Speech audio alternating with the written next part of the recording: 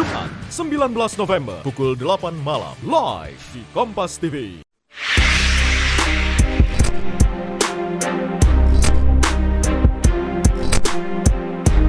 Ternyata yang diketahui diabetes itu hanya sepertiga orang dari angka diabetes keseluruhan.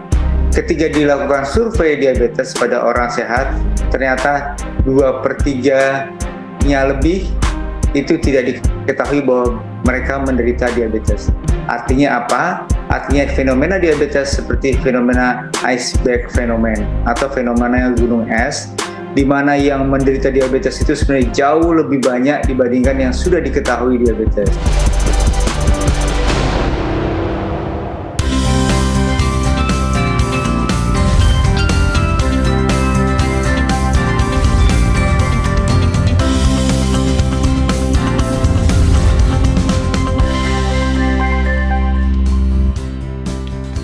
Halo, selamat pagi pemirsa. Berjumpa lagi di program Ayo Sehat, tentunya dengan sejumlah informasi dan juga inspirasi seputar dunia kesehatan. Kita juga nanti akan mengundang narasumber yang ahli di bidangnya. Bersama saya, masih setia bersama saya, di sebelah saya ada Bang Ate yang sedang Bang Ate, jangan tidur mulu, udah bangun? Dokter Diana. Belum datang tamunya. Mimpiin Dokter Diana kesini. Waduh, emang mau kesini Bang, tapi belum datang. Abang kenapa nih Bang, begadang mulu nih, ngantuk Iya, ya? gue ngantuk banget dari pagi. Padahal udah sarapan loh, gue ngantuk banget nih, mata gue berat tuh. Ini jangan-jangan bisa jadi gejala diabetes nih Bang. Hati-hati lu. Ada aja lu, masa diabetes nyerang anak kecil kayak gue. Anak kecil umur 30 tahun, oh bagaimana badannya udah begini Bang? Aduh. Ya nggak mungkin lah gue kena gejala diabetes. Jangan salah Bang, bisa kena. Anak kecil bisa? Anak kecil bisa kena. Itu gejalanya sama kayak orang dewasa? Nah, Abang nih nanya kan, mending nanti kita tunggu aja nih. Kita bakal kedatangan narasumber, ada 2. Wih. Dokter spesialis anak, konsultan endokrinologi, sama dokter spesialis gizi klinis. Nanti kesini Bang, nanya aja langsung gitu. Boleh. Bener? Tapi gue penasaran banget, emang bener ya anak kecil bisa menderita Bisa Bang, diabetes? nih. Gue bacain ya Bang, ini ada berita, ini dilansir dari laman Alo Dokter nih Bang Ate. Diabetes adalah penyakit kronis yang ditandai dengan ciri-ciri berupa tingginya kadar gula atau glukosa darah, di mana glukosa merupakan sumber energi utama bagi sel tubuh manusia. Nah, apabila penyakit diabetes ini mengidap pada anak-anak, biasanya disebabkan oleh beberapa hal, termasuk pola konsumsi makanan yang kurang baik, tinggi kadar lemak, dan kadar gula. Selain itu Bang Ate, diabetes pada anak-anak biasanya ada 2 tipe, yaitu tipe 1 dan tipe 2. Diabetes tipe 1 pada anak umumnya terjadi akibat kelainan autoimun, dan diabetes tipe 2 umumnya disebabkan oleh resistensi insulin dalam tubuh. Begitu ya? Berarti kita harus hati-hati banget ya El sekarang ya? Harus. Tapi itu ada gejala-gejalanya nggak? Nah, Abang nanya ada gejala-gejalanya nih. Kita udah datang nih tamunya nih. Ada dokter spesialis anak, konsultan endokrinologi Dokter Nanis Marzuki. Selamat pagi dokter. Langsung ada dokternya. Selamat pagi dok. Monggo dokter, silakan. Iya. Dokter. Sehat dok? Alhamdulillah. Ini aku penasaran banget nih dok. Dari tadi kan ngantuk berat, terus dia bilangnya bisa gejala diabetes gitu. Ini mau nanya gitu dok. Anak kecil tuh emang bener tuh bisa kena diabetes gitu? Bisa. Jadi tadi sudah disebutkan ya, jadi tipe pada anak itu tipe diabetes ada 2 yang paling banyak ya, tipe 1 dan tipe 2. Nah kalau orang dewasa memang yang paling banyak ada tipe 2 ya, itu yang karena lifestyle ya, karena makannya banyak ya, tidak seimbang, kemudian olahraganya kurang. Nah pada anak yang paling banyak adalah yang tipe 1.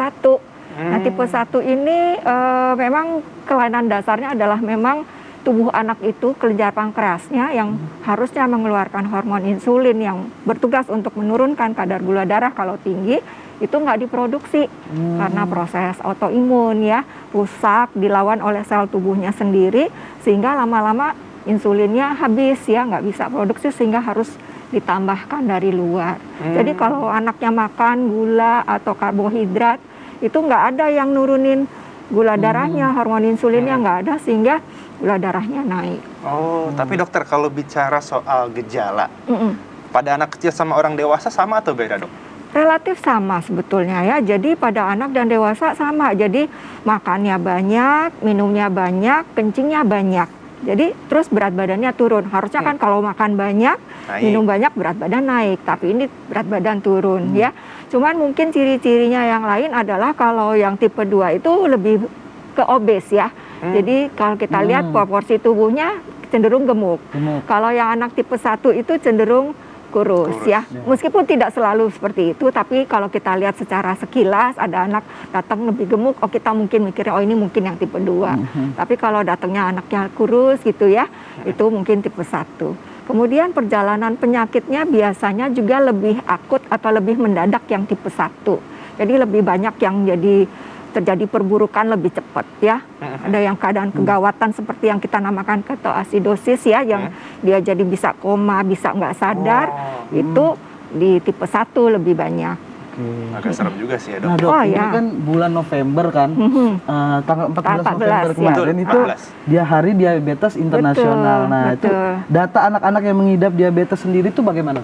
Oke, di Indonesia sebetulnya saya menganggap datanya masih agak di bawah dari yang seharusnya terdata ya. Kita terdata di registri Ikatan Dokter Anak Indonesia itu masih 1.330-an anak yang tipe 1. Tipe 2-nya 167, jadi kurang lebih 1/5, 1/6 dari total diabetes anak. Nah ini yang terdaftar di Ikatan Dokter Anak Indonesia, artinya yang dirawat oleh dokter anak. Dan saya nggak tahu apakah semua dokter anak, kayaknya belum semuanya terinvolve dengan registri ini, dan juga nggak semua diabetes anak dirawat oleh dokter anak. Saya tahu ya ada beberapa juga yang dirawat oleh sejawat lain. Jadi menurut saya itu agak di bawah dari yang seharusnya. Selain ada yang mungkin tidak terdiagnosis karena gejalanya pada anak itu sangat-sangat sumir. Jadi kadang mirip sama penyakit yang lain. Jadi agak nyaru ya, Dok ya? Nyaru, betul. Jadi kadang datangnya dengan sesek, kayak pneumonia, dikira gejala pernapasan, gangguan pernapasan. Ada yang datang dengan muntah-muntah. Ada yang datang dengan sakit perut, dikira usus buntu. That's it. Terus kemudian yang paling banyak biasanya penurunan berat badan. Penurunan berat badan itu kan kadang hanya dikasih makan, dianggap gangguan nutrisi, makan, dikasih taunya makan. Ternyata diabetes malah. Iya. Nah, dokter, sebenarnya yang menyebabkan angka diabetes di Indonesia untuk anak ini tergolong cukup tinggi itu sebenarnya apa? Tapi jangan dijawab dulu, Dok. Bang Ate, kita harus jeda dulu, Bang. Iya tuh, jangan kemana-mana pemirsa, karena sesaat lagi itu akan bergabung bersama kita dokter ahli gizi yang akan membahas bagaimana menjaga konsumsi makanan anak-anak agar terhindar dari diabetes. Jadi tetap di Ayo Sehat.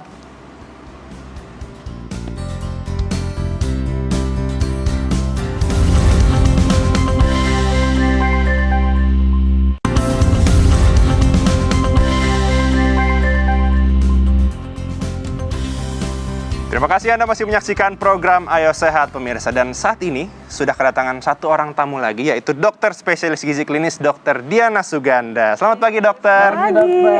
Pagi Ate. Pagi jadi kenyataan.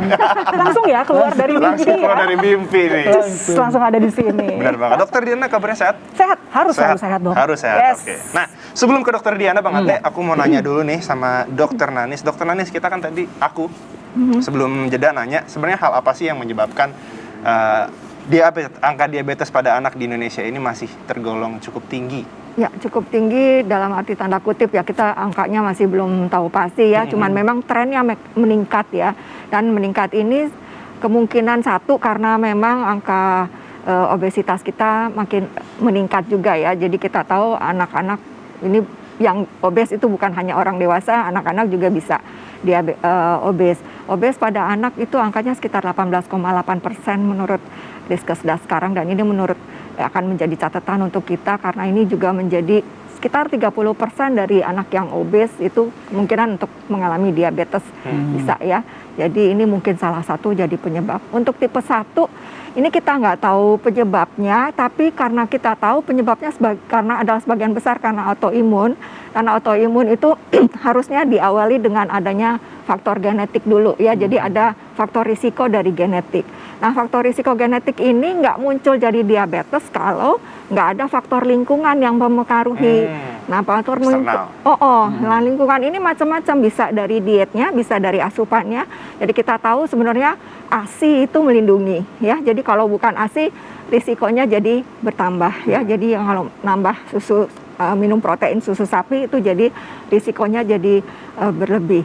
Kemudian faktor lingkungan yang lain adalah infeksi virus ya. Jadi kita nggak bisa mencegah anak-anak di mana dia nggak bisa menutupi dari infeksi virus dari lingkungan ya.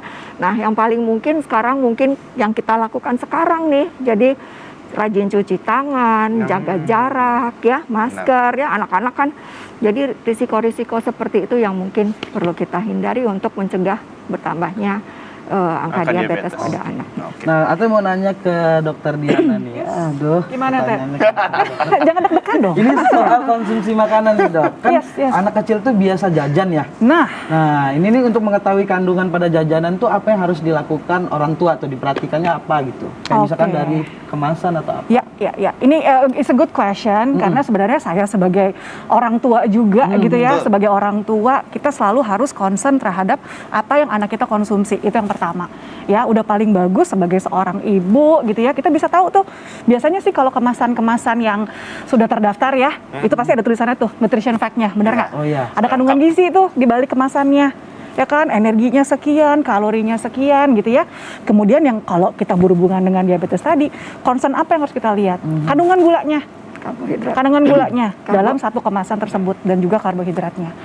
Nah, tapi kita harus pintar untuk baca. Karena kadang gini, satu kemasan, satu servingnya itu misalnya 200 mili. Ya, dengan 200 mili kandungan gulanya misalnya 20 gram. Tapi kalau satu botol dihabisin, itu bisa 400 mili. Kalau dihabisin satu botol. Akhirnya kan isinya adalah 2 kali itu, benar nggak? Benar. Iya. Nah, jadi sebenarnya itu harus pintar di situ. Nah, masalahnya sekarang banyak kan jajanan juga yang ya misalnya jajanan anak SD deh, kita lihat keluar yang gerobak-gerobak. Iya. Tahu nggak yang zaman saya dulu sih ada yang kayak gulali, Gulali. diputer-puter, Iya. dibikin bentuk-bentuk peluit Nah, segala iya. macem. Itu kan akhirnya ya kita nggak tahu kadar gulanya, Benar. bener nggak? Atau minuman-minuman sirup atau es cincau, cendol yang pemakaian gulanya Campur. akhirnya berlebihan. Nah, itu yang sebenarnya harus kita sebagai orang tua kontrol. Ya, tidak bisa misalnya setiap hari kita mau jajan itu anak kita ya mungkin kita kasih tahu. Oh, yang inilah seperti ini, jadwalnya dikurangin, tidak bisa setiap hari. Iya. Something like that lah yang kita Nah, sudah untuk mulai. nyambung soal kadar gula tadi tuh, Dok. Itu mau ukuran kebutuhan gula pada tubuh kita sendiri tuh berapa tuh, Dok? Ya. Jadi memang sudah ada rekomendasinya untuk dewasa dan anak tuh beda. Ya, untuk dewasa per hari nih, ya kita ngomong kan rekomendasi per hari ya. Untuk dewasa, untuk gula sendiri adalah 50 gram per hari. Ya, jadi itu sekitar 4 sendok makan. 4 sendok makan. Itu bukan berarti kita boleh makan sampai 4 sendok makan ya, enggak. Tapi itu udah include di, ya kita makan nasi, kita makan mie, karbohidrat yang lain, dan juga bumbu-bumbu. Itu termasuk ke situ. Nah, kalau untuk anak, Nah, untuk anak. itu hanya 30. 30 Iya, jadi sekitar aja 4 sendok teh.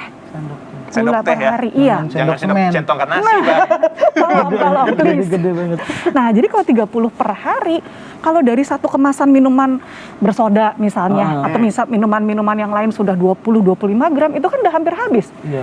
Kayak anggap kita punya kuota deh, Iya. ya kan? Anak Sehari kita 30 gitu. punya kuota 30 gram doang nih gulanya. Tapi kalau sehari minum 3 kali teh manis aja, itu udah lewat. Gitu. Atau kita makan yang jajanan-jajanan yang tinggi tadi gulanya, itu pasti sudah lewat. Oke, baik. Nah, Jadi benar-benar bijaksana nih. Tapi kadar gulanya Dokter Diana tinggi banget ya, semua manis gitu. sampai masuk ke dalam mimpi. Hati-hati diabetes ya, Teh. Hati-hati diabetes loh. Aduh, amit-amit ya Ada Allah, semutnya tuh, Dok, ada semut, hati-hati. Nah, sekarang saya mau nanya ke Dokter Nanis. Dokter Nanis, kita tadi sudah bicara banyak orang tua supaya lebih memperhatikan kali ya asupan gizi yang masuk ke dalam anak. Kalau bicara mengenai anak yang sudah terkena diabetes, untuk pengobatannya seperti apa, Dok? Ya. Jadi kan tadi kita bicara ada 2 tipe ya, tipe 1 dan tipe 2. Berbeda tata laksananya ya, terapinya. Kalau tipe 1 itu karena memang sudah tidak bisa memproduksi sendiri hormon insulinnya, jadi harus dikasih dari luar dalam bentuk injeksi, dalam bentuk insulin. suntikan. Jadi anak-anak yang mengalami diabetes tipe 1 itu harus setiap makan dia harus nyuntik. Jadi tadi dokter Diana bilang dia kandungan kalori karbohidratnya berapa, dia harus tahu berapa banyak karbohidrat yang dia makan, kemudian dia sesuaikan dengan jumlah insulin yang harus dia suntikan. Jadi nanti ada hitung-hitungannya tuh, anak itu harus bisa tahu berapa karbohidrat yang dia makan. Nah, kedua adalah dia harus ngatur makanannya, dietnya. Jadi kuncinya bukan diet untuk anak, tapi pengaturan diet, diatur. Jadi agar dia bisa juga tetap tumbuh, tapi gula darahnya tetap terkontrol. Betul. Jadi asupan diet, terus dia tetap harus memonitor gula darahnya secara rutin. Jadi setiap sebelum makan dia harus cek gula darah, harus nyuntik. Terus itu tiap 3 kali makan kan kita ya, tiap 3 kali makan dia harus nyuntik dulu dan harus cek gula darah dulu. Biasanya juga kita minta sebelum tidur atau tengah malam juga cek gula darah. Ya, itu. Dan keempatnya dia harus olahraga. Jadi aktivitas fisik. Olahraga itu penting.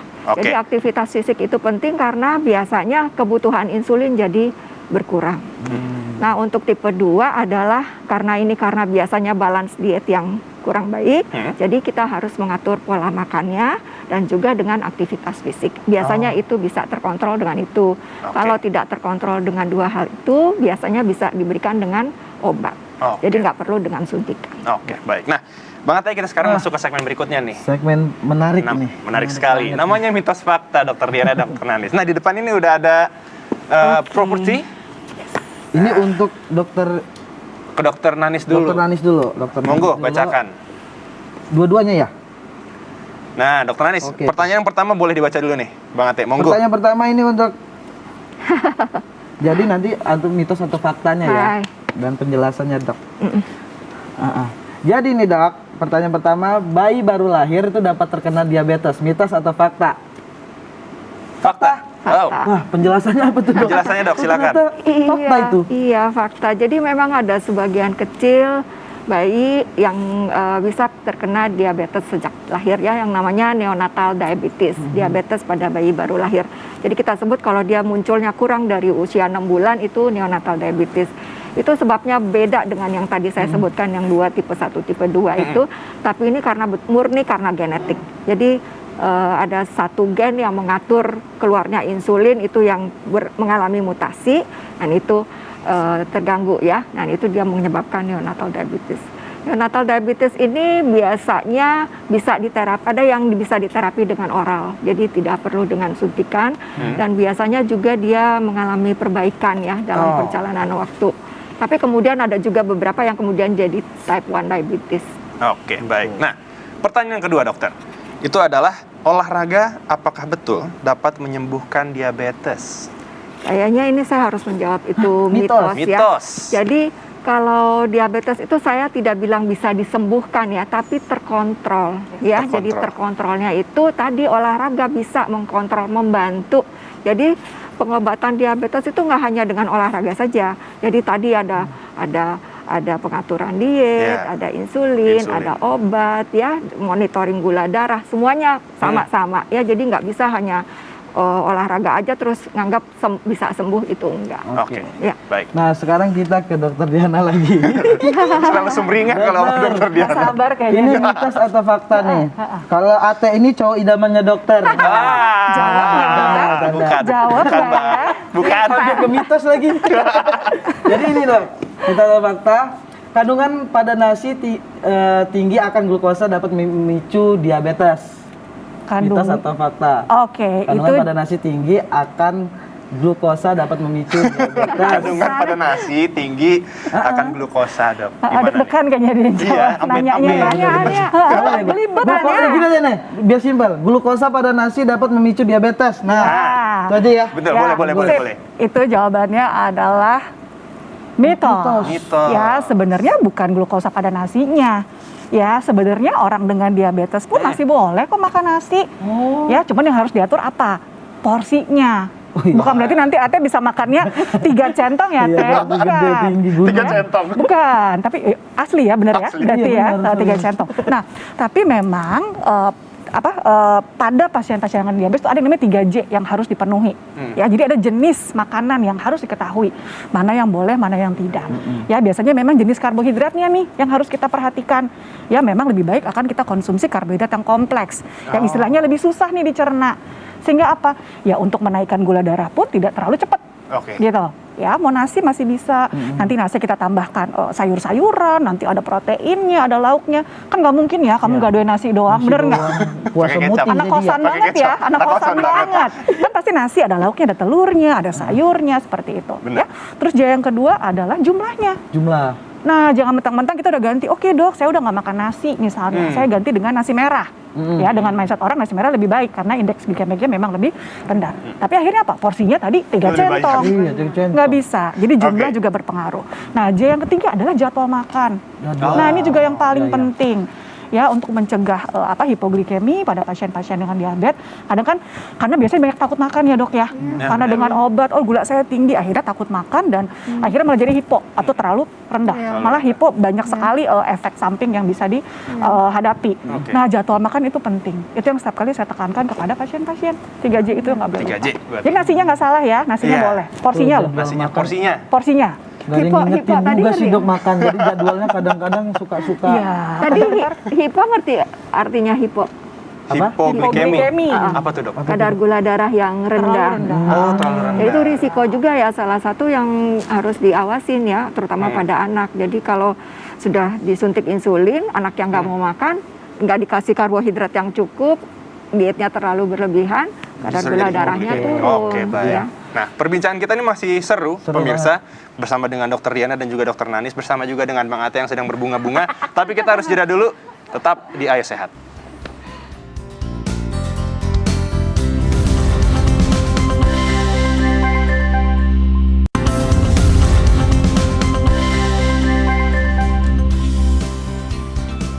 Masih di program Ayo Sehat pemirsa, masih bersama dengan Dokter Diana dan juga Dokter Nanis nih, dan juga Bang Ate.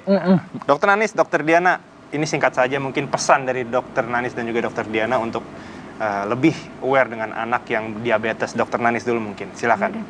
Saya titip pesan mungkin untuk anak-anak yang mengalami diabetes ya, tetap semangat, tetap jaga kontrol gula darahnya, suntik insulinnya, monitoring gula darah yang rajin, jangan lupa olahraga dan atur pola makannya. Untuk anak-anak atau ibu-ibu nih ya, untuk ibu-ibu agar tetap terjaga nih, jangan sampai terkena diabetes tipe 2 terutama pada anaknya, rajin monitor pertumbuhan anaknya. Di IDAI itu mengeluarkan aplikasi yang namanya Primaku yang bisa untuk memonitor growth dari anak. Jadi proporsi tubuh anak apabila kebanyakan nambahnya itu bisa ketahuan. Jadi jangan sampai menambahnya jadi terlalu banyak gitu. Oke, baik. Sekarang Dokter Diana silakan, singkat saja dok. Kayaknya sudah lengkap semua ya dari beliau. Jadi saya sum up aja untuk ibu-ibu, bapak-bapak yang anaknya memang sekarang terdiagnosis dengan diabetes mellitus, baik itu tipe 1, tipe 2. Ingat tadi prinsipnya kalau ada memang obat harus kontrol terus ya dok ya. Terus kemudian untuk atur pola makan ya, tetap dengan gizi seimbang. Ingat 3J yang tadi ya. Jadwal, jumlah, dan juga jenis makan. Dan ayo ajak anak-anak untuk tetap aktif olahraga. Ya orang tuanya nyontoin juga dong. Betul. Ya. Jangan nyuruh-nyuruh doang, tapi anaknya olahraga bersama. Iya, jadi kita olahraga bersama, spend time 15-30 menit per hari dengan anak. Bisa main-main, atau bahkan sekarang YouTubean doang di rumah, silakan. Ya, kita jaga supaya Indonesia tetap sehat. Siap. Terima kasih Dokter Diana dan juga Dokter Nanis. Kita harus pamit dulu pemirsa. Saya juga dan Bang Ate. Ketemu lagi minggu depan. Sampai jumpa.